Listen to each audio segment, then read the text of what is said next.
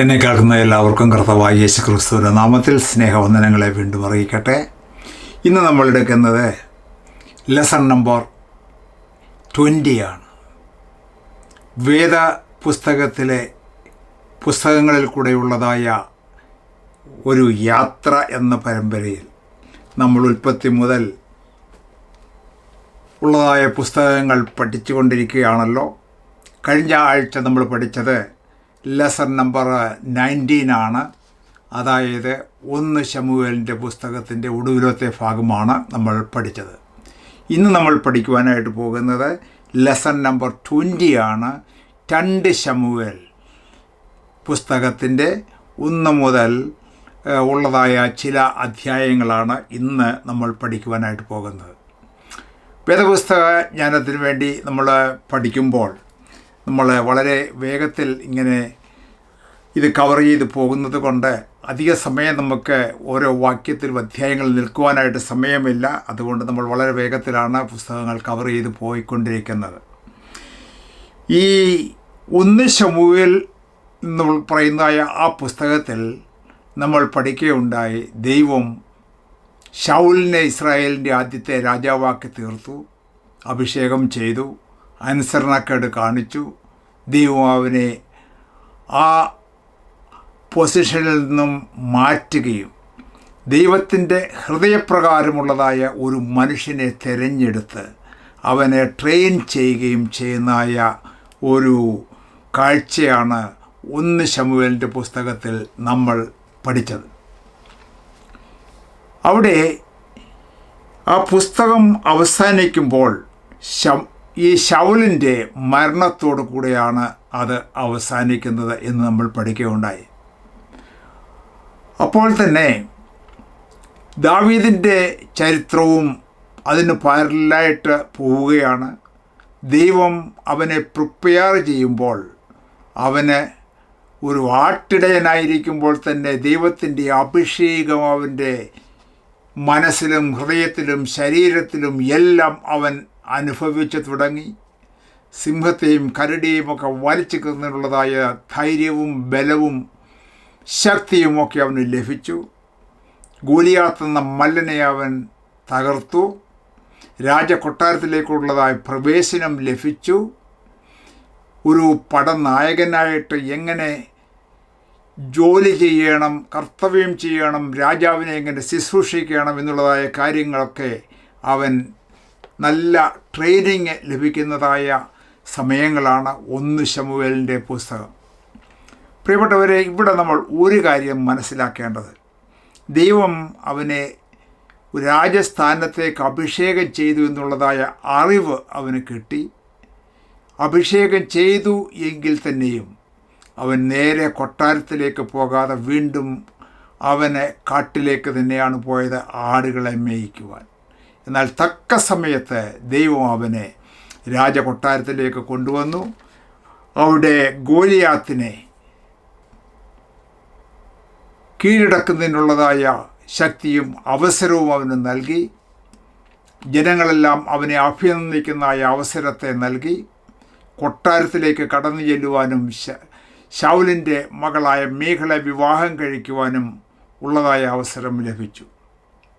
അങ്ങനെ ദൈവം അവനെ തൻ്റെ ഹിതപ്രകാരമുള്ള ഒരു രാജാവാക്കി തീർക്കുന്നതിനുള്ളതായ എല്ലാ സാഹചര്യങ്ങളെയും ഒരുക്കുകയായിരുന്നു അവിടെ ഈ 1 ശമൂവേലിൻ്റെ പുസ്തകത്തിൽ നമ്മൾ കാണുന്നത്.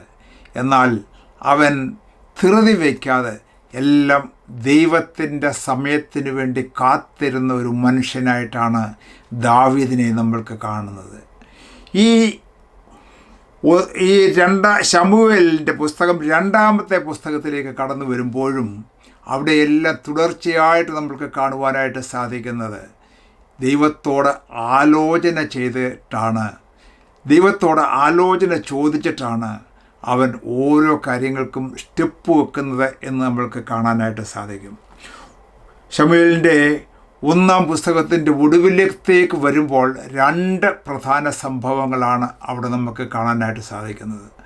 ഒന്ന്, ഫിലിസ്തീയർ ഇസ്രായേലിനോട് യുദ്ധം ചെയ്യുന്നു. അന്നത്തെ രാജാവായിട്ട് അധികാരമുണ്ടായിരുന്ന ശൗലും കൂട്ടരും പടയാളികളും എല്ലാം അവരോട് യുദ്ധത്തിന് പോകുന്നു. ആ പടയിൽ ഇതാ ശൗലും മകൻ യോനാഥാനും ഒക്കെ അവിടെ പട്ടുപോകുന്നതായിട്ട് കാണുന്നു. അതും അതേ സമയം തന്നെ പാരലായിട്ട് നമ്മൾക്ക് കാണുവാനായിട്ട് സാധിക്കുന്ന മറ്റൊരു കാര്യമുണ്ട്. ദാവീദിൻ്റെ ജീവിതത്തിലും അവൻ ഫിലിസ്തീയ ദേശത്ത് സിക്ലാഗ് എന്ന് പറയുന്ന സ്ഥലത്ത് താമസിച്ചുകൊണ്ടിരുന്നപ്പോൾ അവൻ യുദ്ധത്തിന് പോയിട്ട് തിരിച്ചു വന്നപ്പോഴേക്കും ഇതാ സിക്ലാഗ് പട്ടണം ഈ അമാലേക്കര് കടന്നു വന്ന് അവരെ ആക്രമിച്ച് അവനുണ്ടായിരുന്നതായ എല്ലാ മക്കളെയും സ്വത്തുക്കളും ഭാര്യമാരെയും എല്ലാം പിടിച്ചു കൊണ്ടുപോയി വലിയ പ്രയാസത്തിലാകുന്ന ഒരു അവസരത്തിലാണ് ഈ ദാവീദ് തിരികെ വരുന്നത്. അപ്പോൾ നമ്മൾ മുമ്പേ പറഞ്ഞതുപോലെ തന്നെ വലിയ പ്രയാസവും ഹൃദയ തകർച്ചയും മാനസിക വ്യഥയും ഒക്കെ ഉണ്ടായെങ്കിൽ തന്നെയും അല്പം കഴിഞ്ഞപ്പോൾ ദൈവത്തിൽ അവൻ ധൈര്യപ്പെട്ടു എന്നാണ് എൻ്റെ പ്രത്യേകമായ കാര്യം. വീണ്ടും ദൈവത്തോട് ആലോചന ചോദിച്ചു, ഞാൻ ഈ പരീക്ഷയെ പിന്തുടരണമോ? ഇവരെ പിന്തുടർന്നാൽ അവരെ പിന്തുടർന്ന് പിടിക്കുവാനായിട്ട് കർത്താവെ നീ എന്നെ സഹായിക്കുമോ എന്ന് ചോദിച്ചപ്പോൾ നീ പോകുക, അവരെ പിന്തുടരും എന്നുള്ളതായ ആ ആലോചന ഏറ്റെടുത്തുകൊണ്ട് അവൻ മുൻപോട്ട് പോകുന്നു. അങ്ങനെ അവരെ തോൽപ്പിച്ചതിന് ശേഷമായിട്ട് മക്കളെയും ഭാര്യമാരെയും എല്ലാം വീണ്ടെടുത്തുകൊണ്ട് അവൻ സിക്ലാഗിലേക്ക് കടന്നു വരുന്നു എന്നാണ് നമ്മൾക്ക് കാണുവാനായിട്ട് സാധിക്കുന്നത്. അങ്ങനെയാണ് ശമൂവേലിൻ്റെ 1-ാം പുസ്തകം നമ്മൾ അവസാനിപ്പിച്ചത്. ഇനിയും ശമൂവേലിൻ്റെ 2-ാം പുസ്തകത്തിലേക്ക് നമ്മൾ കടന്നു വരുമ്പോൾ അതിനോടുള്ളതായ ചേർന്നുള്ള ഭാഗമാണ് നമ്മൾക്ക് ഇവിടെ കാണാനായിട്ട് സാധിക്കുന്നത്.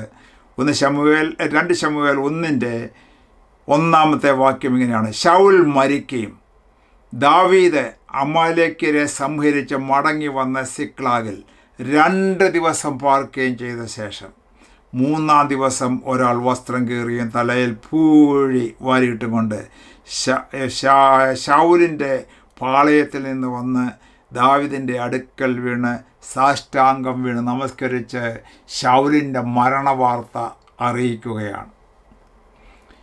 അതിവിടെ പറയുന്നത് ഈ സിക്ലാഗിൽ നിന്നും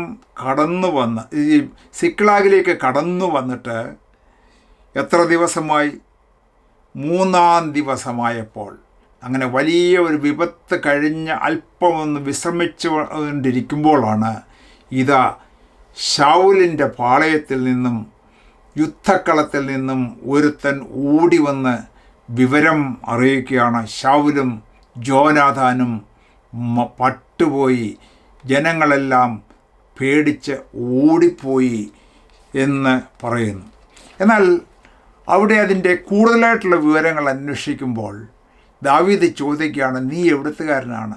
അവൻ പറയുന്നുണ്ട്, ഞാനൊരു അമാലേക്യനാണ്. ഞാൻ അതുവഴി കടന്നുപോയപ്പോഴാണ് ഇസ്രായേലിൻ്റെ രാജാവ് ഇങ്ങനെ എന്നെ നോക്കി, ഞാൻ അവൻ്റെ അടുത്തേക്ക് ചെന്നപ്പോൾ അവൻ എന്നെ വിളിച്ചു, എന്നെ കൊന്നുകളക, ഈ ഫെലിസ്തീയരുടെ കയ്യാൽ ഞാൻ മരിക്കാതിരിക്കേണ്ടതിന് എന്നെ കൊന്നുകളക എന്ന് പറഞ്ഞപ്പോൾ ഞാൻ വെട്ടിക്കൊന്നു, അവൻ മരിച്ചു എന്ന് ഉറപ്പായിട്ട് ഞാൻ കണ്ടതിന് ശേഷമായിട്ട് വന്നിരിക്കുന്നത് എന്ന് പറയുകയാണ്. ഈ അമലേക്യൻ വിചാരിച്ചത് ശൗലിൻ്റെ നിത്യശത്രുവായിട്ടുള്ളതായ ഈ ദാവീദ് ഈ വാക്ക് കേൾക്കുമ്പോൾ, തൻ്റെ അമ്മായിപ്പൻ്റെ മരണവിവരം കേൾക്കുമ്പോൾ വളരെ പ്രസാദിച്ച് അവന് ഗിഫ്റ്റ് കൊടുക്കും എന്നൊക്കെ ആയിരിക്കാം അവൻ വിചാരിച്ചത്. എന്നാൽ നേരെ തിരിച്ചാണ് ഇവിടെ സംഭവിച്ചത്. ദാവീദ് ചോദിക്കുന്നു, ചുരുക്കമായിട്ട് പറഞ്ഞാൽ, നീ യഹോവയുടെ അഭിഷക്തൻ്റെ മേൽ കൈവയ്ക്കുവാൻ നിനക്ക് എങ്ങനെ ധൈര്യം വന്നു എന്നുള്ളതായ ചോദ്യം ചോദിച്ചതിന് ശേഷമായിട്ട് അവനെ വെട്ടിക്കൊന്നു കളയുവാനായിട്ട് തൻ്റെ പടയാളികളോട് കൽപ്പിക്കുകയാണ്. അങ്ങനെ അവനെ അവിടെ കൊന്നുകളയുന്നു. എന്താണ് ഇവിടെ സംഭവിക്കുന്നത്? ഇതിനു മുൻപും നമ്മൾ പഠിക്കുകയുണ്ടായി, ഈ ശൗൽ തന്നെ കൊല്ലുവാൻ വേണ്ടി ഈ മരുഭൂമിയിലും കാട്ടുപ്രദേശങ്ങളിലും ഗുഹരങ്ങളിലും ഒക്കെ കടന്നു വന്നപ്പോൾ ശൗലിനെ കൊല്ലുവാൻ അവസരമുണ്ടായിട്ടും അവനെ കൊല്ലാതെ ദൈവത്തിൻ്റെ ഒരു അഭിഷക്തൻ എന്ന നിലയിൽ അവനെ മാനിച്ചുകൊണ്ട് അവനെ ജീവനോടെ വിട്ടതായ പല സംഭവങ്ങൾ ഇതിനു മുമ്പ് നമുക്ക് കാണുവാനായിട്ടുണ്ട്. അപ്പോൾ ദൈവം അഭിഷേകം ചെയ്തതായ ഒരു വ്യക്തിയെ നമ്മൾക്ക് കൊല്ലുന്നതിനോ അല്ലാതെ ദോഷം ചെയ്യുന്നതിനോ ഒരിക്കലും ഇടയായിത്തീരരുത് എന്നാണ് ഈ ഭാഗത്തു നിന്നും ദാവീദിൻ്റെ ജീവിതത്തിൽ നിന്നും നമ്മളെ പഠിപ്പിക്കുന്നതായ ഭാഗം. ഇവിടെ ശൗൽ മരിച്ചതിന് ശേഷമായിട്ട് അവൻ്റെ റിയാക്ഷൻ എന്തൊക്കെയായിരുന്നു എന്ന് നമ്മൾ നോക്കുമ്പോൾ അവിടെ നമുക്ക് കാണാനായിട്ട് സാധിക്കുന്നത് അവനെക്കുറിച്ച് ഒരു വിലാപഗീതം ചൊല്ലുന്നതായിട്ടാണ് കാണുന്നത്. ആ വിലാപഗീതത്തിൽ അവൻ പറയുന്ന ചില വാക്കുകളൊക്കെ, ഇസ്രായേലേ, നിൻ്റെ പ്രതാപമായവർ നിൻ്റെ ഗിരികളിൽ നിഹതന്മാരായി, വീരന്മാർ പട്ടുപോയത് എങ്ങനെ? ഗത്തിൽ അത് പ്രസിദ്ധമാക്കരുത്, അസ്കലോൻ വീതികളിൽ ഘോഷിക്കരുത്, ഫിലിസ്തീയ പുത്രിമാർ സന്തോഷിക്കരുത്, അഗ്രേമികളുടെ കന്യകമാർ ഉല്ലസിക്കരുത് എന്നൊക്കെ പറഞ്ഞുകൊണ്ട് അതിൽ ദുഃഖിക്കുകയും ആ ഒരു ദുഃഖവാർത്ത പ്രസിദ്ധീകരിച്ച് മുൻപോട്ട് പോകാതെ അത് ഒതുക്കത്തിൽ നിർത്തുവാൻ വേണ്ടിയാണ് ദാവീദ് ആഗ്രഹിക്കുന്നത്. കാരണം കർത്താവിനാൽ ദൈവത്താൽ അഭിഷേകം പ്രാപിച്ചതായ ആ ശൗൽ മരിച്ചു പോകുന്നത് ഈ ദാവീദിന് ഇഷ്ടമുള്ള കാര്യമല്ലായിരുന്നു. അവിടെയും ദൈവം അഭിഷേകം ചെയ്തവനെ ബഹുമാനിക്കുകയും മാനിക്കുകയും ചെയ്യുന്നതായിട്ടാണ് നമ്മൾക്ക് ഇവിടെ കാണുവാനായിട്ട് സാധിക്കുന്നത്. ശൗലിൻ്റെ മരണത്തെക്കുറിച്ചുള്ളതായ ഡീറ്റെയിൽസൊക്കെ ഇവിടെ ഉണ്ട്.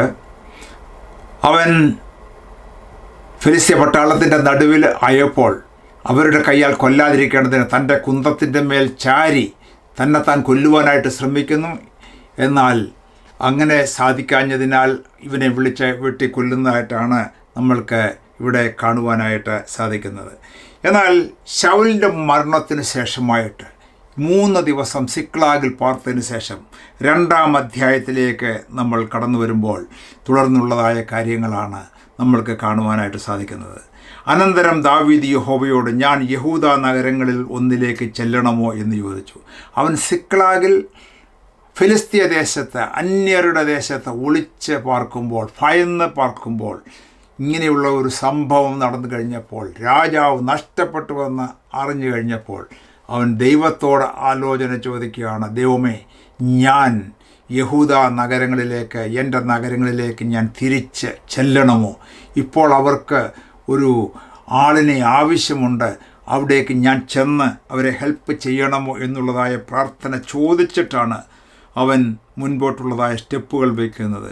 യഹോവ അവനോട് ചെല്ലുക എന്ന് കൽപ്പിച്ചു. ഞാൻ എവിടേക്ക് ചെല്ലേണ്ടു എന്ന് ദാവീദ് ചോദിച്ചതിന് ഹെബ്രോനിലേക്ക് എന്ന് അരുളപ്പാട് ഉണ്ടായി. അപ്പോൾ ഹെബ്രോൻ എന്ന് പറയുന്നതായ തനിക്ക് ഇഷ്ടമുള്ളതായ സ്ഥലമാണ്, തൻ്റെ സ്വന്തം ദേശമാണ്. അവിടേക്ക് തന്നെ പോകുവാനായിട്ട് ദൈവത്തിൻ്റെ ആലോചന പ്രാപിച്ച് ദൈവത്തിൻ്റെ ആലോചന പ്രകാരം കാൽ വയ്ക്കുന്നതായ ഒരു മനുഷ്യൻ, അതാണ് ദൈവം കണ്ടത്. എൻ്റെ ഹൃദയപ്രകാരമുള്ള ദാവീദ് എന്ന് പറയുന്നത്. ദൈവത്തിൻ്റെ ഹൃദയപ്രകാരമുള്ള ദാവീദ് എന്ന് പറയുമ്പോൾ ദൈവത്തിൻ്റെ ഹൃദയത്തിലുള്ളതായ ആഗ്രഹവും ആലോചനകളും ഏറ്റെടുത്തുകൊണ്ട് അതിന് പ്രകാരം മാത്രം മുൻപോട്ട് പോകുന്നതായ ഒരു വ്യക്തിയായിട്ടാണ് ദാവീദിനെ നമ്മൾക്ക് കാണുവാനായിട്ട് സാധിക്കുന്നത്. 2-ാം അധ്യായത്തിൻ്റെ 4-ാം വാക്യം നമ്മൾ നോക്കുമ്പോൾ ഇവിടെ ഇങ്ങനെയാണ് കാണുന്നത്. അവർ ഹെബ്രോന്യ പട്ടണങ്ങളിൽ പാർത്തു. അപ്പോൾ യഹൂദ പുരുഷന്മാർ വന്ന് അവിടെ വെച്ച് ദാവീദിനെ യഹൂദാഗ്രഹത്തിന് രാജാവായിട്ട് അഭിഷേകം ചെയ്തു. യഹൂദാഗ്രഹത്തിലുള്ളതായ മൂപ്പന്മാരും പ്രഭുക്കന്മാരും ഒക്കെ ഈ ദാവീദും കൂട്ടരും അവിടേക്ക് ചെന്നപ്പോൾ യഹൂദ രാജ്യത്തിൻ്റെ, ഇസ്രായേലിൻ്റെ ഒരു ഭാഗമാണ്, ചെറിയ ഒരു ഭാഗമാണ്, ആ ഭാഗത്തിൻ്റെ രാജാവായിട്ട് അവിടുത്തെ പ്രഭുക്കന്മാരും ജനങ്ങളും ദാവീദിനെ അഭിഷേകം ചെയ്തു എന്ന് കാണുവാനായിട്ട് സാധിക്കുന്നു. ഏകദേശം 7 വർഷക്കാലമാണ് അവിടെ യഹൂദ രാജാവായിട്ട് ഈ ദാവീദ് അവിടെ രാജഭരണം നടത്തിയത് എന്ന് ഇവിടെ നമുക്ക് കാണാനായിട്ട് സാധിക്കുന്നു. എന്നാൽ അതിൻ്റെ മറുഭാഗത്തുള്ളതായ ഇസ്രായേൽ എന്നതായ ഈ രാജ്യത്തിൻ്റെ രാജാവായിട്ട് മറ്റൊരാൾ കടന്നു വരുന്നു. അതാരാണ്? ശൗലിന് മറ്റൊരു മകൻ ഉണ്ടായിരുന്നു. അവൻ്റെ പേരാണ് ഈശ്ബോശേത്ത് എന്ന് പറയുന്നതായ ആൾ. 2-ാം അധ്യായത്തിൻ്റെ 8-ാമത്തെ വാക്യത്തിൽ നമ്മൾ വായിക്കുമ്പോൾ ആ ഭാഗം നമ്മൾക്ക് മനസ്സിലാക്കാനായിട്ട് സാധിക്കും. എന്നാൽ ശൗലിൻ്റെ സേനാപതിയായ നേരിൻ്റെ മകൻ അബ്നേർ, ശൗലിൻ്റെ ഏറ്റവും പ്രഗത്ഭനായ ഒരു സേനാപതിയായിരുന്നു അബ്നേർ എന്ന് പറയുന്നത്. വളരെ പ്രാപ്തനും ബലശാലിയും വളരെ വേഗം ഓടുന്നവനും ഇടത് കൈയും വലത് കൈയും ഒക്കെ ഉപയോഗിച്ച് വെട്ടാനും കുത്താനും ഒക്കെ അറിയുന്നതായ അബ്നേർ എന്ന് പറയുന്നതായ ആ പടയാളി, ഈ ശൗലിൻ്റെ ഒരു മകൻ ജീവിച്ചിരുന്നു. അവൻ്റെ പേരാണ് ഈശ്ബോശേത്ത് എന്ന് പറയുന്നത്. അവനെ മഹനീമിലേക്ക് കൂട്ടിക്കൊണ്ടുപോയിട്ട് അവനെ ഇസ്രയേലിൻ്റെ രാജാവായിട്ട് അവൻ അഭിഷേകം ചെയ്തു എന്നാണ് ഇവിടെ എഴുതിയിരിക്കുന്നത്. 10-ാമത്തെ വാക്യത്തിൽ പറയുന്ന ഈശ്ബോശേത്ത് ശൗലിൻ്റെ മകൻ ഇസ്രായേലിൽ രാജാവായപ്പോൾ അവന് 40 വയസ്സായിരുന്നു. അവൻ 2 സംവത്സരം വാണു. യഹൂദാഗ്രഹമോ ദാവീദിനോട് ചേർന്ന് നിന്നു. അപ്പോൾ ഒരു ഭാഗത്ത് യഹൂദാഗ്രഹം, മറ്റിടത്ത് ഇസ്രയേൽ ഗ്രഹം, അങ്ങനെ 2 ഗ്രഹങ്ങളായിട്ടാണ് ഇസ്രയേൽ രാജ്യത്തെ അല്ലെങ്കിൽ ഇസ്രയേൽ ജാതിയെ അറിയപ്പെട്ടിരുന്നത്. ഇവിടെ 2-ാമത്തെ അധ്യായത്തിൽ നമ്മൾ കാണുമ്പോൾ ഈ ഈശ്ബോശേത്തിനെ സപ്പോർട്ട് ചെയ്തുകൊണ്ട് അവൻ്റെ സേനാപതിയായിട്ട് ഈ അബ്നേർ ഹെൽപ്പ് ചെയ്തുകൊണ്ട് മുൻപോട്ട് പോകുന്നു. ഈ സമയത്ത് ഈ 2 കൂട്ടരും തമ്മിൽ പല യുദ്ധങ്ങൾ നടക്കുകയുണ്ടായി. ദാവീദും അതുപോലെ അബ്നേരിൻ്റെ നേതൃത്വത്തിൽ ഈശ്ബോശേത്തും ചേർന്ന് അങ്ങോട്ടും ഇങ്ങോട്ടും യുദ്ധങ്ങൾ ഉണ്ടായി എന്ന് നമ്മൾക്ക് കാണുവാനായിട്ട് സാധിക്കുന്നുണ്ട്. 3-ാമത്തെ അധ്യായത്തിലേക്ക് നമ്മൾ കടന്നു വരുമ്പോൾ ഇങ്ങനെയാണ് എഴുതിയിരിക്കുന്നത്: ശൗലിൻ്റെ ഗ്രഹവും ദാവീദിൻ്റെ ഗ്രഹവും തമ്മിൽ ദീർഘകാലം യുദ്ധം ഉണ്ടായിരുന്നു. ദീർഘകാലം എന്ന് പറയുമ്പോൾ ആ ഈശ്ബോശേത്ത് രാജാവായിരുന്ന സമയം ഏകദേശം 7 വർഷങ്ങളാണ്. ആ സമയങ്ങളിൽ ഈ യഹൂദയും ഇസ്രയേലും തമ്മിൽ യുദ്ധമുണ്ടായിരുന്നു എന്നാണ് നമ്മൾ കാണുന്നത്. ഇവിടെ എന്താണ് വ്യത്യാസം എഴുതിയിരിക്കുന്നത്? എന്നാൽ ദാവീദിന് ബലം കൂടിക്കൂടിയും ശൗലിൻ്റെ ഗ്രഹം ക്ഷയിച്ചും വന്നു എന്നാണ് ഈ 3-ാം അധ്യായത്തിൽ സ്റ്റാർട്ട് ചെയ്യുമ്പോൾ എഴുതിയിരിക്കുന്നത്. ദൈവത്തിൻ്റെ കൃപയാലും ദൈവത്തിൻ്റെ അനുഗ്രഹത്താലും ദാവീദിൻ്റെ ഗ്രഹം മേൽക്കുമേൽ ബലം പ്രാപിച്ചു വന്നു. എന്നാൽ ശൗലിൻ്റെ ഗ്രഹം ക്ഷയിച്ച് മുൻപോട്ട് പോന്നതായിട്ടും കാണുന്നു. ഇവിടെ 3-ാം അധ്യായത്തിലേക്ക് നമ്മൾ തുടർന്ന് നോക്കുമ്പോൾ അവിടെ നമുക്ക് കാണാനായിട്ട് സാധിക്കും, ഈ അബ്നേർ രാജകൊട്ടാരത്തിൽ വളരെ പ്രമുഖനായിരുന്നു, വലിയ സ്ഥാനമുണ്ടായിരുന്നു, അവൻ അധികാരമൊക്കെ ഉപയോഗിക്കുന്നവനായിരുന്നു. ഈശ്ബോശേത്ത് രാജാവായിട്ടും മുൻപോട്ട് ജീവിച്ചു എന്ന് കാണാനായിട്ട് സാധിക്കും. ഇവിടെ ഈ ശൗലിൻ്റെ ഒരു വെപ്പാട്ടി ആയിട്ടുള്ളതായ ഒരു സ്ത്രീയുടെ അടുക്കൽ ഈ അബ്നേർ എന്ന് പറയുന്നതായ പടനായകൻ കടന്നു ചെന്നു.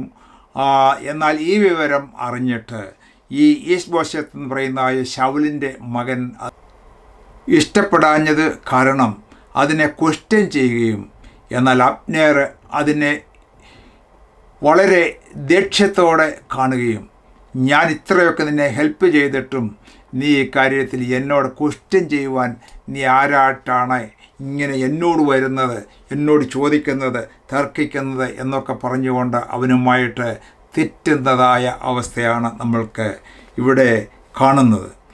അപ്പോൾ ഈ അബ്നേർ പറയുകയാണ്, ഞാൻ നിൻ്റെ രാജ്യത്തെ ഇവിടെ അവസാനിപ്പിച്ചിട്ട് ഈ ദാവീദിനെ ഞാൻ രാജാവായിട്ട്, ഈ യഹൂദയിൽ അവനിപ്പോൾ രാജാവാണ്, എന്നാൽ അത് കൂടാതെ തന്നെ ഇസ്രയേലിലും അവനെ രാജാവായിട്ടാക്കുവാൻ എനിക്ക് സാധിക്കുമെന്ന് പറഞ്ഞുകൊണ്ട് ആ ഇസ്രയേലിലെ എല്ലാ പ്രഭുക്കന്മാരുടെയൊക്കെ അടുക്കൽ ചെന്നിട്ട് അവൻ ദാവീദിന് വേണ്ടി പക്ഷപാതം ചെയ്യുകയാണ്. അവനെ ദൈവം വരുത്തിയതാണ്, ദൈവത്താൽ അഭിഷേകം ചെയ്യപ്പെട്ടവരാണ്, അവനാണ് റിയലായിട്ട് രാജാവാകേണ്ടത് എന്നൊക്കെ ഇങ്ങനെ പറഞ്ഞിട്ട് അവരുടെ സപ്പോർട്ട് കിട്ടിയിട്ട് ഈ ദാവീദിൻ്റെ അടുക്കൽ ഒരു ആലോചന പറയുകയാണ്. ഞാൻ നിനക്ക് സഹായം ചെയ്യാം, നിന്നെ ഈ രാജ്യത്തിൻ്റെ ഇസ്രായേലിൻ്റെ മൊത്തമായിട്ടുള്ള രാജാവാക്കുവാനായിട്ട് ഞാൻ നിൻ്റെ കൂടെ നിൽക്കാം എന്ന് പറഞ്ഞുകൊണ്ട് ദാവീദിന് ദൂതന്മാരെ അയച്ച് മെസ്സേജ് അയക്കുന്നു. എന്നാൽ ദാവീദ് അവിടെ ഒരു കണ്ടീഷനാണ് പറയുന്നത്. എന്താണ്? ദാവീദ് ശൗലിൻ്റെ കൊട്ടാരത്തിൽ നിന്നും ഓടിപ്പോയപ്പോൾ ശൗലിൻ്റെ മകളായിരുന്ന മീഖളെ അവിടെ വിട്ടിട്ടാണ് പോയത്. ആ മീഖളെ മറ്റൊരുത്തന് ശൗൽ വിവാഹം കഴിച്ചു കൊടുത്തു. എന്നാൽ ഈ സമയത്ത് ഈ അബ്നോറിനോട് പറയുകയാണ്, നീ എൻ്റെ അടുക്കിലേക്ക് വരുന്നുവെങ്കിൽ എൻ്റെ ഭാര്യയായ ആ മീഖളെയും രാജകൊട്ടാരത്തിൽ നിന്ന് എൻ്റെ അടുക്കൽ കൊണ്ടുവരണം, അല്ലെങ്കിൽ നീ എൻ്റെ മുഖം കാണുകയില്ല എന്നുള്ളതായ ഒരു വാണിങ്ങോടുകൂടിയാണ് അതിൻ്റെ മറുപടി അയച്ചു കൊടുക്കുന്നത്. എന്നാൽ അതിന് അവൻ എഗ്രി ചെയ്യുകയും എന്നിട്ട് ഒരു 10-20 പേര് ചേർന്ന് ഈ ദാവീദിൻ്റെ അടുക്കിലേക്ക് അവർ ഈ കാര്യങ്ങൾ പറയുവാനും കാര്യങ്ങളൊക്കെ നെഗോഷിയേറ്റ് ചെയ്യുവാനും ഈ എല്ലാ കാര്യങ്ങളും വിശദീകരിച്ച് പറയുവാനുമായിട്ട് അവിടെയൊക്കെ കടന്നു വരുന്നതായിട്ട് കാണുന്നു. അവിടെ 3-ാം അധ്യായത്തിൻ്റെ 20-ാമത്തെ വാക്യത്തിൽ ഇങ്ങനെയാണ് കാണുന്നത്. ബെന്യാമിൻ ഗോത്രത്തിനൊക്കെ സമ്മതമായതെല്ലാം ദാവീദിനോട് അറിയിക്കേണ്ടതിന് ഹെബ്രോനിൽ പോയി. ഇങ്ങനെ അബ്നേരും അവനോട് കൂടെ 20 പുരുഷന്മാരും ഹെബ്രോനിൽ ദാവീദിൻ്റെ അടുക്കൽ ചെന്നു. ദാവീദ് അബ്നേറിനും കൂടെയുള്ളവർക്കും വേണ്ടി ഒരു വിരുന്ന് കഴിച്ചു. അബ്നേർ ദാവീദിനോട് തുടർന്നുള്ളതായ കാര്യങ്ങളൊക്കെ കഴിഞ്ഞിട്ട് തന്നെ ദാവീദ് അബ്നേരിനെ യാത്ര അയച്ചു. അവൻ സമാധാനത്തോടെ പോയി. അതുവരെ ഒരു നല്ല സ്റ്റോറിയാണ്, പോസിറ്റീവായിട്ടാണ് നമ്മൾക്ക് കാണുവാനായിട്ട് സാധിക്കുന്നത്. ദാവീദിൻ്റെ അടുക്കിലേക്ക് അബ്നേർ വരുന്നു. കൂടെയുള്ളതായ 10-20 പേരുണ്ടായിരുന്നു. അവർക്ക് നല്ലൊരു വിരുന്ന് കൊടുക്കുന്നു. എല്ലാവരും ചുംബിച്ച് സമാധാനത്തോടെ അവർ പിരിയുന്നു. എന്നാൽ ഇതിനിടയ്ക്ക് മറ്റൊരു സ്റ്റോറിയാണ് തുടർന്ന് ഉണ്ടാകുന്നത്, ഒരു ദുഃഖകരമായ സ്റ്റോറി. അത് എന്താണെന്ന് ചോദിച്ചാൽ ദാവീദിൻ്റെ വളരെ പ്രധാനപ്പെട്ടതായ ഒരു പടനായകനാണ് യോവാബ് എന്നുള്ളത്. ആ യോവാബ് ഈ അബ്നേരുമായിട്ട് വളരെ പിണക്കത്തിലും ദേഷ്യത്തിലുമാണ്.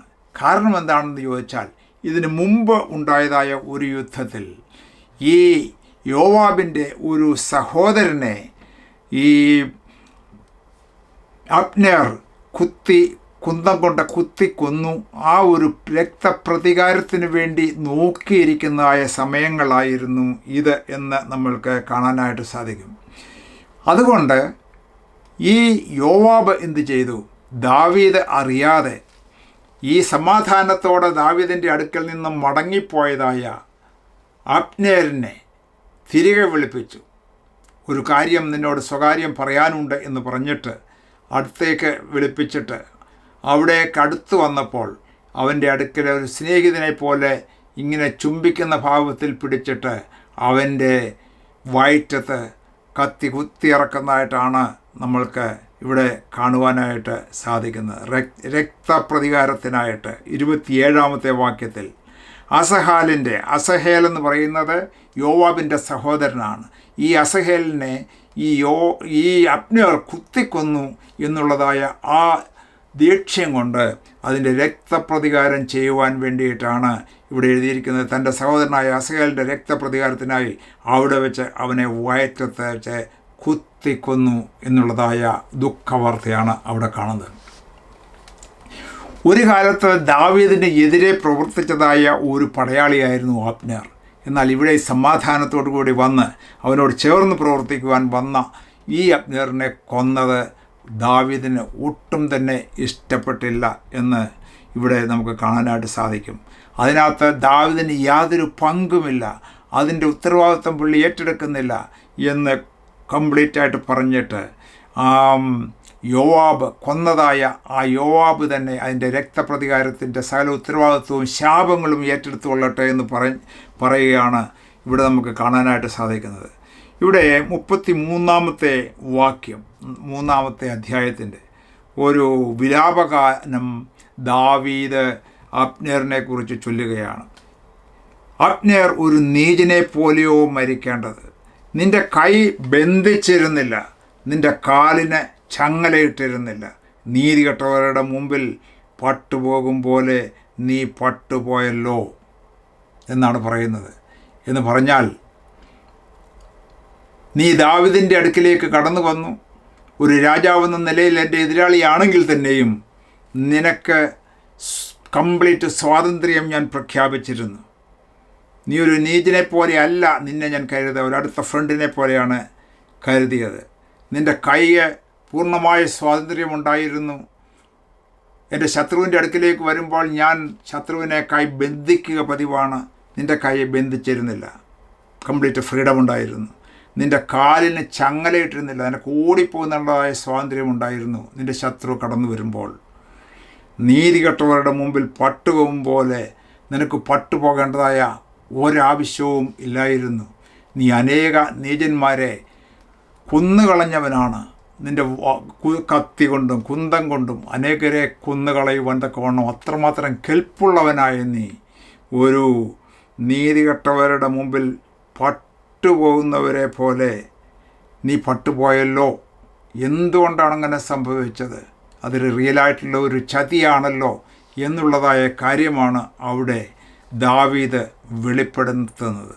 അവൻ്റെ സിമ്പതി, അവൻ്റെ കമ്പാഷൻ അവിടെ രേഖപ്പെടുത്തിയാണ് നമ്മൾക്ക് കാണുവാനായിട്ട് സാധിക്കുന്നത്. അങ്ങനെ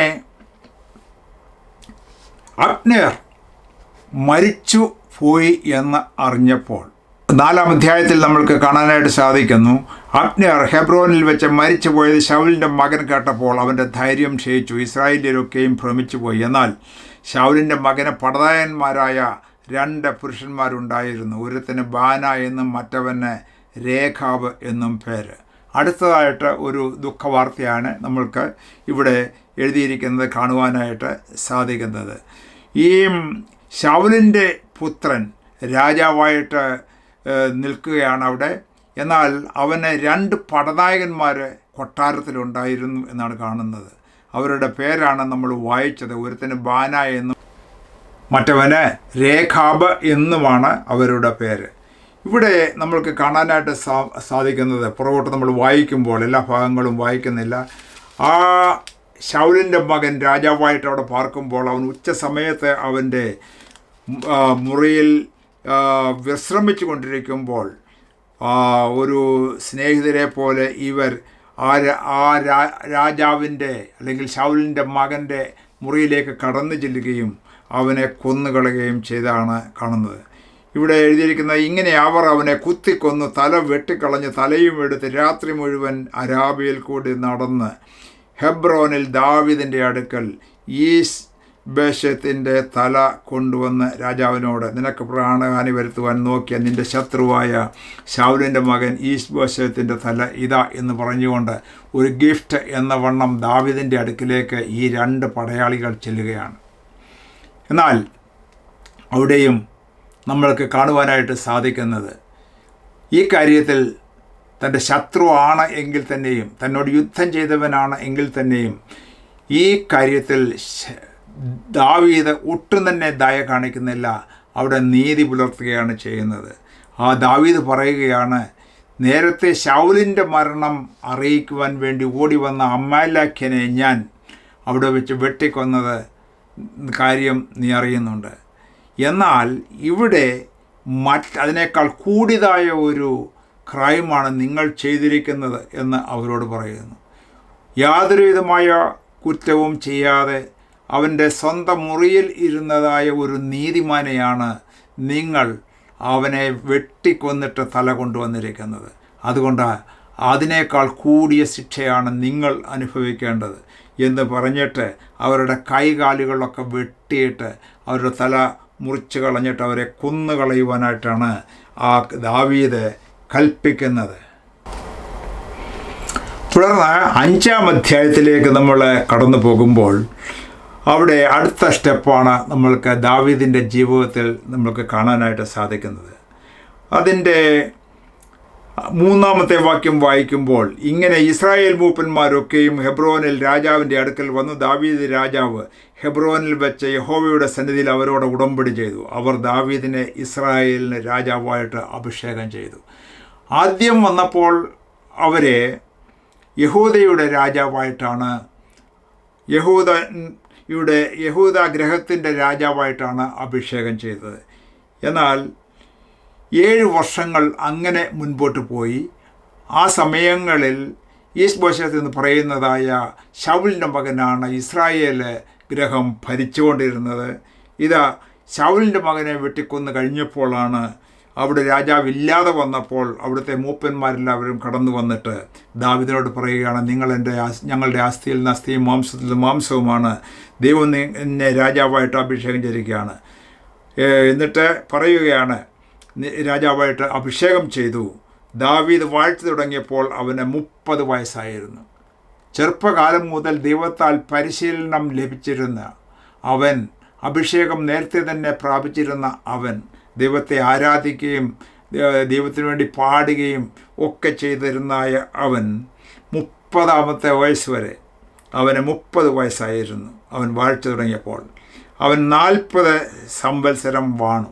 30 വയസ്സ് മുതൽ 40 വർഷം രാജാവായിട്ട് ഭരിച്ചു എന്ന് പറയുമ്പോൾ 70-ാമത്തെ വയസ്സിലാണ് താൻ മരിക്കുന്നത്. 70-ാമത്തെ വയസ്സ് വരെ രാജാവായിട്ട് അവിടെ വാണു.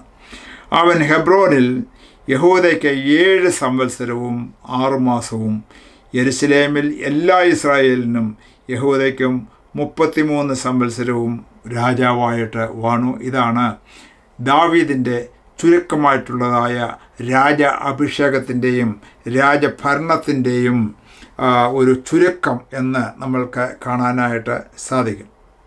10-ാമത്തെ വാക്യത്തിൽ ഒരു പ്രത്യേകമായ വാചകം എഴുതിയിട്ടുണ്ട്. അതിങ്ങനെയാണ്, സൈന്യങ്ങളുടെ ദൈവമായ യഹോവ തന്നോടുകൂടെ ഉണ്ടായിരുന്നുകൊണ്ട് ദാവീദ് മേൽക്കുമേൽ പ്രബലനായി തീർന്നു. സൈന്യങ്ങളുടെ യഹോവ കൂടെയുണ്ടെങ്കിൽ അവൻ്റെ അഭിഷക്തന്മാർ മേൽക്കുമേൽ പ്രബലന്മാരായി തീരും. അതാണ് ദാവീദിൻ്റെ ജീവിതത്തിൽ ദൈവത്തിൻ്റെ വചനം എടുത്ത് എഴുതിയിരിക്കുന്നത്. 17-ാമത്തെ വാക്യം നമ്മൾ വായിക്കുമ്പോൾ 5-ാമത്തെ അധ്യായത്തിൽ, ദാവീദിനെ ഇസ്രായേലിന് രാജാവായി അഭിഷേകം ചെയ്തു എന്ന് ഫെലിസ്ത്യർ കേട്ടപ്പോൾ ഫെലിസ്ത്യരൊക്കെയും ദാവീദിനെ പിടിപ്പാൻ വന്നു. ദാവീദ് അത് കേട്ടിട്ട് ദുർഗത്തിൽ കടന്ന് പാർത്തു. ഫെലിസ്ത്യർ വന്ന് രഫയീം താഴ്വരയിൽ പരന്നു. അപ്പോൾ ദാവീദ് യഹോവയോട്, ഞാൻ ഫെലിസ്ത്യരുടെ നേരെ പുറപ്പെടണമോ, അവരെ എൻ്റെ കയ്യിൽ ഏൽപ്പിച്ചു തരുമോ എന്ന് ചോദിച്ചു. പുറപ്പെടുക, ഞാൻ ഫെലിസ്ത്യരെ നിൻ്റെ കയ്യിൽ ഏൽപ്പിക്കും എന്ന് യഹോവ അരുളി ചെയ്തു. ദാവീദിൻ്റെ പ്രത്യേകത എന്ന് പറയുന്നത് ജീവിതത്തിൻ്റെ ഏത് സ്റ്റെപ്പിലും ദൈവത്തോട് ആലോചന ചോദിച്ചോട്ട് മുൻപോട്ട് പോവുകയും ദൈവം അനുവാദം കൊടുക്കുന്ന സ്ഥലങ്ങളിലേക്ക് മാത്രം പോവുകയും ചെയ്യുക എന്നുള്ളത് ദാവീദിൻ്റെ ജീവിതത്തിലെ ഒരു ശീലമായിരുന്നു എന്നാണ് ഇവിടെ നമ്മൾക്ക് കാണുവാനായിട്ട് സാധിക്കുന്നത്. ഇവിടെ ഫെലിസ്ത്യരോട് യുദ്ധം ചെയ്യുവാനായിട്ട് പോവുക എന്ന് പറഞ്ഞിട്ട് ഉടൻ തന്നെ ദാവീദ് അവിടേക്ക് ചെന്നു. ഫെലിസ്ത്യരെ തോൽപ്പിച്ചു എന്ന് കാണാനായിട്ട് സാധിക്കും. എന്നിട്ട് വീണ്ടും 22-ാമത്തെ അധ്യായത്തിൽ മറ്റൊരു യുദ്ധം കാണുകയാണ്. ഫിലിസ്ത്യർ പിന്നെയും വന്ന് രഫയീം താഴ്വരയിൽ പരന്നു. ദാവീദ് യഹോവയോട് ചോദിച്ചപ്പോൾ യഹോവയോട് അവിടെയും ദാവീദ് അനുവാദം ചോദിക്കുകയാണ്. കർത്താവേ, ഞാൻ ഇവരോട് യുദ്ധം ചെയ്യണോ? ഇവിടെ ഈ ഭാഗത്ത് ഇവർ ഇങ്ങനെ യുദ്ധത്തിന് വേണ്ടി വന്നിരിക്കുകയാണ് എന്ന് പറയുമ്പോൾ അവിടെ ദൈവം മറ്റൊരു രീതിയിലാണ് ആൻസർ ചെയ്യുന്നത്. അതൊരു പ്രത്യേക രീതിയാണ്. അത് ഇങ്ങനെയാണ്, നീ നേരെ ചെല്ലാതെ അവരുടെ പിൻപുറത്തുകൂടെ വളഞ്ഞു ചെന്ന് ബാഘാവൃക്ഷങ്ങൾക്ക് എതിരെ വെച്ച് അവരെ നേരിടുക. ബാഘാവൃക്ഷങ്ങളുടെ അഗ്രങ്ങളിൽ കൂടെ അണി നടക്കുന്നത് ഒച്ച പോലെ കേൾക്കും. അപ്പോൾ വേഗത്തിൽ ചെല്ലുക, ഫെലിസ്ത്യ സൈന്യത്തെ തോൽപ്പിപ്പാൻ യഹോവ നിനക്ക് മുമ്പായി പുറപ്പെട്ടിരിക്കുന്നു എന്ന് അരുളപ്പാടുണ്ടായി. ഈ 2-ാമത്തെ പ്രാവശ്യം ഫെലിസ്ത്യരെ തോൽപ്പിക്കുന്നത് ഒരു പ്രത്യേക രീതിയിലാണ്. അവിടെ ദൈവം പറയുകയാണ്, നീ മുൻവശത്തൂടെ അവരെ നേരിട്ട് എതിരിടുവാൻ വേണ്ടി പോകേണ്ട കാര്യമില്ല. നീ അതിന് പകരം അതിൻ്റെ പിൻപുറത്തൂടെ ചെല്ലണം. അവിടെ ചെന്നിട്ട് ബാഘാവൃക്ഷങ്ങളുടെ അരികിൽ നിൽക്കുക. ബാഘാവൃക്ഷങ്ങൾക്ക് എതിരെ വെച്ച് അവരെ നേരിടുക. എന്നിട്ട് ദൈവം ഒരു സൈൻ കൊടുക്കുകയാണ്.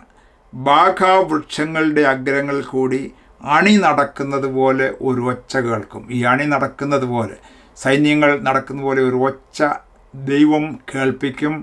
അത് കേൾക്കുമ്പോൾ ഉടനെ തന്നെ മുൻപോട്ട് പോവുക, അപ്പോൾ വേഗത്തിൽ ചെല്ലുക എന്നാണ് എഴുതിയിരിക്കുന്നത്. അങ്ങനെ യഹോവ 25-ാമത്തെ വാക്യം, യഹോവ കൽപ്പിച്ചതുപോലെ ദാവീദ് ചെയ്തു, ഫെലിസ്ത്യരെ ഗേബ മുതൽ ഗേസർ വരെ തോൽപ്പിച്ചു എന്നാണ് ഇവിടെ എഴുതിയിരിക്കുന്നത്. അപ്പോൾ ദൈവത്തിൻ്റെ ആലോചന പ്രാപിച്ചുകൊണ്ടാണ് ദാവീദ് ഓരോ സ്റ്റെപ്പുകളും എടുത്തിരുന്നത്, യുദ്ധത്തിന് പോയിരുന്നത്, യുദ്ധത്തിൽ ജയിച്ചത് എന്നൊക്കെയുള്ളതായ കാര്യങ്ങൾ ഇവിടെ പ്രത്യേകം എഴുതിയിരിക്കുകയാണ്. ദൈവം അതിനുള്ളതായ അടയാളങ്ങളൊക്കെ ദൈവം കൊടുക്കുകയാണ്. ഇനിയും 6-ാമത്തെ അധ്യായത്തിലേക്ക് നമ്മൾ കടന്നു വരികയാണ്. 6-ാമത്തെ അധ്യായം കഴിഞ്ഞിട്ട് നമ്മളുടെ ലെസൺ ഇവിടെ നിർത്തുവാനായിട്ടാണ് ആഗ്രഹിക്കുന്നത്. 6-ാമത്തെ വാക്യത്തിൽ നമ്മൾ നോക്കുമ്പോൾ, അനന്തരം ദാവീദ് ഇസ്രായേലിൽ നിന്ന് സകല വിരുദ്ധന്മാരുമായി 30,000 പേരെ കൂട്ടിവരുത്തി കെരൂബുകളുടെ മീതെ അധിവസിക്കുന്ന സൈന്യങ്ങളുടെ യഹോവ എന്ന നാമത്താൽ വിളിക്കപ്പെട്ടിരിക്കുന്ന ദൈവത്തിൻ്റെ പെട്ടകം ബാലെ യഹൂദയിൽ നിന്ന് കൊണ്ടുവരേണ്ടതിന് ദാവീദും കൂടെയുള്ള സകല ജനവും അവിടേക്ക് പുറപ്പെട്ടു പോയി. നേരത്തെ ഇസ്രയേലും ഫിലിസ്ത്യരും തമ്മിലുള്ളതായ യുദ്ധത്തിൽ ഫിലിസ്ത്യർ പിടിച്ചിരുന്നതായ ദൈവത്തിൻ്റെ പെട്ടകം അവിടെ പലവിധമായ പരുക്കളും മൂലക്കുരുവും മറ്റ് രോഗങ്ങളൊക്കെ ഉണ്ടായത് കാരണം അവരവിടെ നിന്നും 2 പശുക്കളെ കെട്ടി അവിടേക്ക് തിരിച്ചു വിട്ടതായ കാര്യം നമ്മൾ ഓർക്കുന്നുണ്ട് എന്ന് വിശ്വസിക്കുന്നു. അങ്ങനെ അവിടെ നിന്നും ഫിലിസ്ത്യർ അയച്ചതായ ആ പെട്ടകം അവിടെ ഇരിക്കുകയാണ് വർഷങ്ങളായിട്ട്. ഇവിടെ ദാവീദ് രാജാവായിട്ട് വന്നപ്പോൾ 6-ാമത്തെ അധ്യായത്തിൽ നമ്മൾക്ക് കാണുവാനായിട്ട് സാധിക്കുന്നത് 30,000 പേരെ കൂട്ടിവരുത്തി സകല വിരുദ്ധന്മാരെയും കൂട്ടിക്കൊണ്ട് ദാവീദ് ദൈവത്തിൻ്റെ പെട്ടകം എടുക്കുവാനായിട്ട് പോവുകയാണ്. എന്നാൽ ഇവിടെ നമുക്ക് കാണുന്നതായ ഒരു കാര്യമുണ്ട്. ഇവിടെ ദൈവത്തിൻ്റെ ആലോചന അവൻ ചോദിക്കുവാനായിട്ട് മറന്നുപോയി. എങ്ങനെയാണ് ഈ പെട്ടകം കൊണ്ടുവരേണ്ടത്, ആരാണ് ആ പെട്ടകം ചുമക്കേണ്ടത് എന്നുള്ളതായ കാര്യങ്ങളൊക്കെ, അതിൻ്റെ നിയമങ്ങളൊക്കെ എങ്ങനെയാണ് എന്നുള്ളതായ കാര്യം ചോദിക്കാതെ വളരെ എക്സൈറ്റഡ് ആയിട്ട് രാജാവായി കഴിഞ്ഞപ്പോൾ 30,000 പേരെ കൂട്ടിക്കൊണ്ട് തൻ്റെ ആ രാജ മാഹാത്മ്യത്തോടും മഹത്വത്തോടും കൂടെ ഈ രാജപെട്ടകം എടുക്കുവാനായിട്ട് ഇങ്ങനെ പോവുകയാണ്. എന്നിട്ട് 6-ന്റെ 3-ാമത്തെ വാക്യത്തിൽ നമ്മൾ കാണുന്നത്, അവർ ദൈവത്തിൻ്റെ പെട്ടകം ഒരു പുതിയ വണ്ടിയിൽ കയറ്റി, ഒരു പുതിയ വണ്ടിയൊക്കെ പണിതിട്ട് അതിലിങ്ങനെ കയറ്റിയിട്ട് കുന്നിന്മേലുള്ള അബീനാദാബിൻ്റെ വീട്ടിൽ നിന്ന് അത് കൊണ്ടുവന്നു. അബീനാദാബിൻ്റെ പുത്രന്മാരായ ഓസയും അഹിയാവും ആ പുതിയ വണ്ടി തെളിയിച്ചു. അപ്പോൾ അത്രയും നാൾ ആ ദൈവത്തിൻ്റെ പെട്ടകം അവിടെ ഇരുന്നപ്പോൾ അബീനാദാബിൻ്റെ മക്കളായിരുന്നതായ ഊസയും അഹിയോവുമാണ് ഈ പെട്ടകത്തിൻ്റെ കാര്യങ്ങളൊക്കെ ടേക്ക് കെയർ ചെയ്തിരുന്നത് എന്നുള്ളത് വ്യക്തമാണ്. അതുകൊണ്ടാണ് ഈ രാജാവ് 30,000 പേരെ കൂടെ കൂട്ടിക്കൊണ്ട് ചെന്നിട്ട് ഈ പെട്ടകം ഒരു പുതിയ വണ്ടിയിൽ വെച്ചിട്ട് ഈ വണ്ടി തെളിയിക്കുവാൻ വേണ്ടി ഊസയെയും അഹിയോവിനെയും വിളിച്ച് ഏൽപ്പിക്കുന്നത്. എന്നാൽ വളരെ വ്യത്യസ്തമായ ഒരു കാര്യമാണ് തുടർന്ന് നമ്മൾക്ക് കാണാനായിട്ട് സാധിക്കുന്നത്. ഇവിടെ എന്താണ്, കുന്നിന്മേലുള്ള അബീനാദാബിൻ്റെ വീട്ടിൽ നിന്ന് അവർ അതിനെ ദൈവത്തിൻ്റെ പെട്ടകവുമായി കൊണ്ടുപോരുമ്പോൾ അഹിയോ പെട്ടകത്തിന് മുമ്പായി നടന്നു. ദാവീദും ഇസ്രായേൽ ഗൃഹമൊക്കെയും സരളമരം കൊണ്ടുള്ളതായ സകലവിധമായ വാദിത്തരം, കിന്നരം, വീണ, തപ്പ് മുതലായ യഹോവയുടെ മുമ്പാകെ നൃത്തം ചെയ്തു. അവർ നാഹോൻ്റെ കളത്തിലെത്തിയപ്പോൾ കാള വിരണ്ടത് കൊണ്ട് ഊസ കൈനീട്ടി ദൈവത്തിൻ്റെ പെട്ടകം പിടിച്ചു. അപ്പോൾ യഹോവയുടെ കോപം ഊസയുടെ നേരെ ജ്വലിച്ചു. അവൻ്റെ അവിവേക നിമിത്തം ദൈവം അവിടെ വെച്ച് അവനെ സംഹരിച്ചു. അവൻ അവിടെ ദൈവത്തിൻ്റെ പെട്ടകത്തിൻ്റെ അടുക്കൽ വെച്ച് മരിച്ചു. യഹോവ ഊസയെ ഛേദിച്ച ഛേദനിമിത്തം ദാവീദിന് വ്യസനമായി. അവൻ ആ സ്ഥലത്തിൻ്റെ പേരെ സുസ എന്ന് പേർ വിളിച്ചു. അന്ന് ദാവീദ് യഹോവയെ ഭയപ്പെട്ടുപോയി. ദൈവത്തെക്കുറിച്ച് വളരെ സ്നേഹവും വളരെ ആരാധനയും ഒക്കെ ഉണ്ടായിരുന്ന ദാവീദിന് ഈ സംഭവം നടന്നു കഴിഞ്ഞപ്പോൾ വലിയ ഭയം ഹൃദയത്തിലുണ്ടായി. എന്തുകൊണ്ടാണ് ഇങ്ങനെ സംഭവിച്ചത്? പ്രിയപ്പെട്ടവരെ, ഇവിടെ നമ്മൾ ഒരു കാര്യം നമ്മൾ ഓർക്കേണ്ടത്, ദൈവത്തിൻ്റെ പെട്ടകമെന്ന് പറയുമ്പോൾ അതിൻ്റെ വിശുദ്ധിയോട് കൂടെയാണ് അതിനെ ചുമക്കേണ്ടത്. ദൈവം അതിൻ്റെ കൽപ്പന കൊടുത്തിട്ടുണ്ട്. പുരോഹിതന്മാരാണ് അത് ചുമക്കേണ്ടത്. ആ ചുമക്കേണ്ടതായ വ്യവസ്ഥ പ്രകാരമാണ് ചുമക്കേണ്ടത്. ഈ ഉസയും ഒക്കെ ആ പെട്ടകം അവിടെ ആയിരുന്നപ്പോൾ അതൊക്കെ ടേക്ക് കെയർ ചെയ്ത് എക്സ്പീരിയൻസ് ഉണ്ട് എങ്കിൽ തന്നെയും വ്യവസ്ഥ പ്രകാരം ആ പെട്ടകം കൊണ്ടുപോകുന്നതിന് അവരെ അല്ലായിരുന്നു ദൈവം നിയമിച്ചത്. അതുകൊണ്ടാണ് അവിവേകത്താൽ പെട്ടകത്തെ അവർ കൈകൊണ്ട് പിടിച്ചു നിർത്തുവാനായിട്ട് ചിന്തിച്ചപ്പോൾ അവർ അവിടെ വീണ് മരിക്കുന്നതായിട്ടാണ് കാണുന്നത്. അന്ന് ദാവീദ് യഹോവയെ ഭയപ്പെട്ടു പോയി. എന്നിട്ട് ദാവീദ് പറയുകയാണ്, യഹോവയുടെ പെട്ടകം എൻ്റെ അടുക്കൽ എങ്ങനെ കൊണ്ടുവരേണ്ടു എന്ന് അവൻ പറഞ്ഞു. ഇങ്ങനെ യഹോവയുടെ പെട്ടകം ദാവീദിൻ്റെ നഗരത്തിൽ തൻ്റെ അടുക്കൽ വരുത്തുവാൻ മനസ്സില്ലാതെ ദാവീദ് അതിനെ ഗിത്യനായ ഓബേദ്-ഏദോമിൻ്റെ വീട്ടിൽ കൊണ്ടുപോയി വെച്ചു.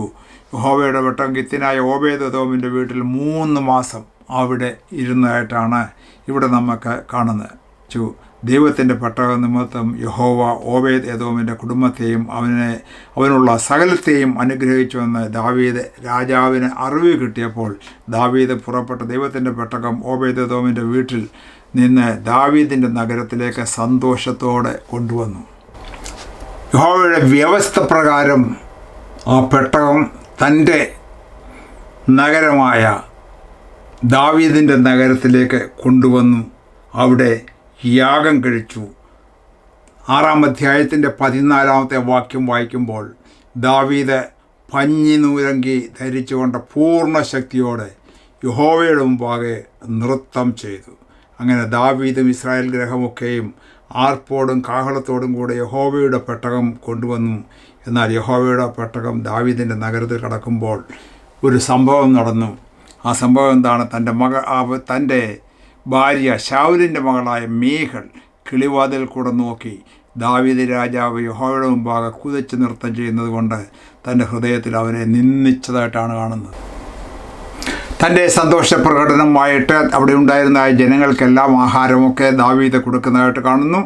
അതിനുശേഷമായിട്ട് 20-ാമത്തെ വാക്യം വായിക്കുമ്പോൾ, അനന്തരം ദാവീദ് തൻ്റെ കുടുംബത്തെ അനുഗ്രഹിക്കേണ്ടതിന് മടങ്ങി വന്നപ്പോൾ ശൗലിൻ്റെ മകളായ മീഖൾ ദാവീദിനെ എതിരേറ്റ് ചെന്നിട്ട് ചില സംഭാഷണങ്ങളൊക്കെ അവിടെ നടക്കുകയാണ്. ദൈവസന്നിധിയിൽ ദാവീദ് എങ്ങനെ ചെയ്തു, ആ കാര്യങ്ങളൊക്കെ ശരിയായില്ല, രാജാവിൻ്റെ സ്റ്റാൻഡേർഡിന് പറ്റിയതല്ല എന്നുള്ള രീതിയിൽ അവളുടെ ഭാഷയിൽ പറഞ്ഞാൽ നിസാരന്മാരിൽ ഒരുത്തൻ തന്നെത്താൻ അനാവൃതമാക്കുന്ന പോലെ ഇന്ന് തൻ്റെ ദാസന്മാരുടെ ദാസികൾ കാണുക തന്നെത്താൻ അനാവൃതമാക്കിയ ഇസ്രായേൽ രാജാവ് ഇന്ന് എത്ര മഹത്വമുള്ളവനെന്ന് പറഞ്ഞ് അങ്ങനെ കളിയാക്കുന്നതായ അവസ്ഥയാണ് കാണുന്നത്. എന്നാൽ ദാവീദ് പറയുന്നത് ഇങ്ങനെയാണ്, യഹോവയുടെ മുമ്പാകെ ഞാൻ നൃത്തം ചെയ്യും, ഞാൻ ഇനിയും ഇതിലധികം ഹീനനും എൻ്റെ കാഴ്ചയ്ക്ക് എളിയവനുമായിരിക്കും. എന്നാൽ ദൈവത്തെ നിന്ദിച്ചതായ മീഖളുടെ ജീവിതം പറയുമ്പോൾ അവൾക്ക് ഒരു കുട്ടിയും ഉണ്ടായില്ല, ജീവപര്യന്തം കുട്ടി ഉണ്ടായില്ല എന്ന് ഉള്ളതായ കാര്യമാണ് ആ അധ്യായത്തിൽ കൺക്ലൂഡ് ചെയ്ത് എഴുതിയിരിക്കുന്നത്. പ്രിയപ്പെട്ടവരെ, ദൈവസന്നിധിയിൽ നമ്മൾ കടന്നു വരുമ്പോൾ പൂർണ്ണ ഹൃദയത്തോടും പൂർണ്ണ മനസ്സോടും പൂർണ്ണ ശക്തിയോടും കൂടെ നിന്റെ ദൈവമായ യഹോവയെ ആരാധിക്കണം എന്നുള്ളതാണ് ദൈവത്തിൻ്റെ കൽപ്പന. നമ്മളുടെ ജീവിതത്തിൽ അങ്ങനെ തന്നെ ഓരോ ദിവസവും ജീവിതത്തിലുടനീളം പൂർണ്ണ ശക്തിയോടെ, പൂർണ്ണ ആത്മാവോടെ, പൂർണ്ണ മനസ്സോടുകൂടെ ദാവീദിനെ പോലെ ആരാധനയിൽ സന്തോഷിക്കുന്നവരും ആരാധനയിൽ ഉത്സാഹിക്കുന്നവരും ആരാധനയിൽ ലജ്ജിക്കാത്തവരുമായി മുൻപോട്ട് പോകാൻ കർത്താവ് നമ്മെ ഓരോരുത്തരെയും സഹായിക്കട്ടെ എന്ന് പറഞ്ഞുകൊണ്ട് ഞാൻ എൻ്റെ വാക്കുകളെ ഇവിടെ ചുരുക്കുന്നു.